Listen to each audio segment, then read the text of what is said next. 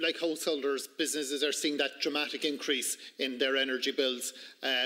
Businesses between supermarkets, hotels, restaurants and so many others locally have been highlighting with me the threefold increase, many of them seeing in their electric or gas bills, and it's just not sustainable for them. Not alone is it wiping out any profit, but it's just costing them to open the door and to do business. Many of them have already taken so many different steps, reducing their energy costs with changing fridges, reducing opening hours and closing the deli counter, for example. And that's having a knock-on effect, obviously, on staff and their income as a result, putting them under pressure further. And of course, the cost of installing any new equipment, any energy efficient equipment, that's going to put huge pressure on businesses as well, and that there would need to be support in that for to do that.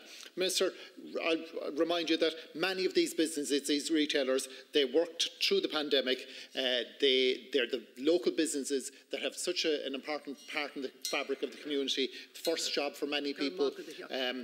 Sponsoring our community groups and others, and they're essential. I want to draw your attention particularly to hospitality sector, because very often when money is tight, that things like eating out and hospitality or staying overnight, that they're early things that people will tighten up on. And for those businesses, they're also going to see a drop-off, a dramatic drop-off possibly in their income.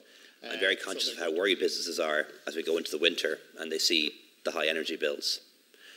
Putin's invasion of Ukraine has had massive consequences for the whole of Europe, not just Ireland.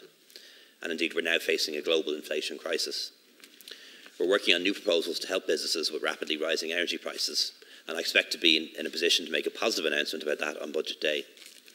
We'll be looking to raise awareness around energy efficiency, helping businesses reduce the amount of energy they use in the first place, and improving the take-up of approximately 20 existing schemes that we already have in place for business to help them reduce their energy costs.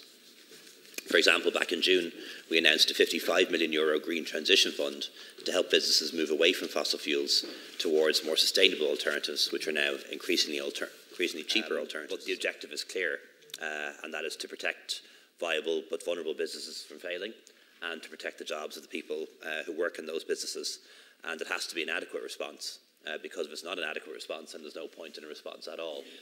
I'd rather spend enough and achieve what I want to achieve than spend a lot and not achieve what we need to achieve. And that's going to be our guiding principle. It is a very